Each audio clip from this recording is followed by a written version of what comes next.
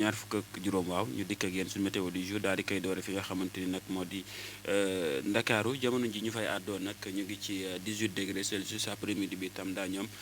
25 degré Celsius ñu daal di utali fële ca Thiès ci waawoon ñu ngi ci 16 degré Celsius après midi bi daa ñoom 32 degré Celsius ñu descendi foofu ca Thiès Mbour 21 degré Celsius après midi bi tam daa ñoom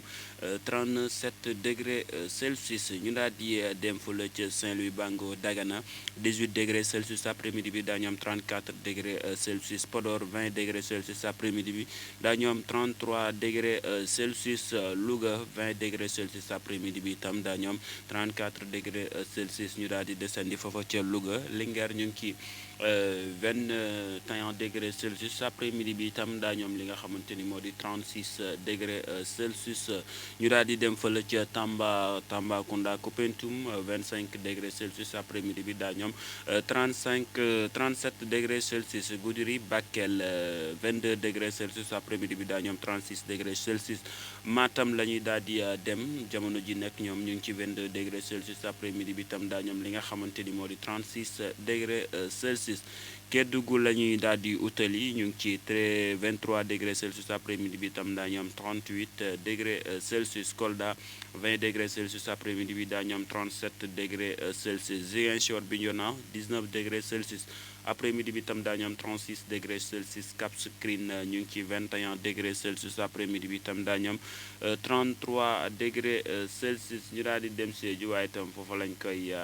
ndar keppe jamono ji rek ñu fay àddoo ñu ngi ci 19 degré Celsius après-midi bi daa ñoom 36 degré Celsius alaaji sunu météo du jour comme ni nga xamante rek noonu lañ koy defee saa su nekk kii mu ngi may signaler ne dama tëb Diourbel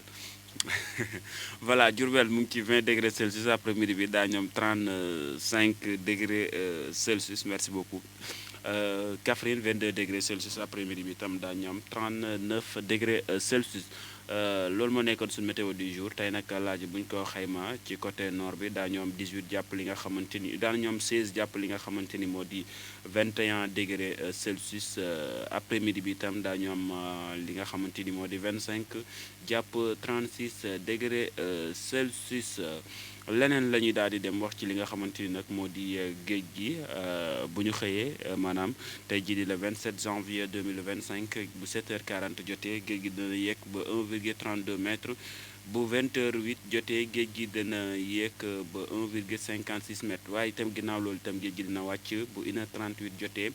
ba 0,68 bu 13h40 jotee itam dana gën a wàcc ba 0,62 mètres loolu moo nekkoon li nga xamante ni moo di suñu météo du jour tey ji yemoo 27 janvier 2025 ngeen àndoon ci ak El Hadji Fallou nis tuuti di ngeen fi am xibaaru tàggat yaram ngeen ànd ci ak El Hadji Fallou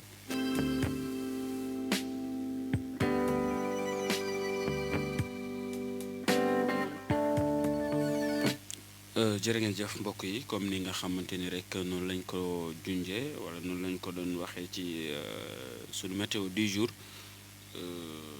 Alaaji mu mel ni climat bi ba léegi soppeekoogul de. koogul de mais est-ce que yokkul poussière. poussière. waaw climat boo demee ba ay vers 12h jàpp 13h yooyu dafay mel ni dafay am benn poussière bu ndaw buy jóg.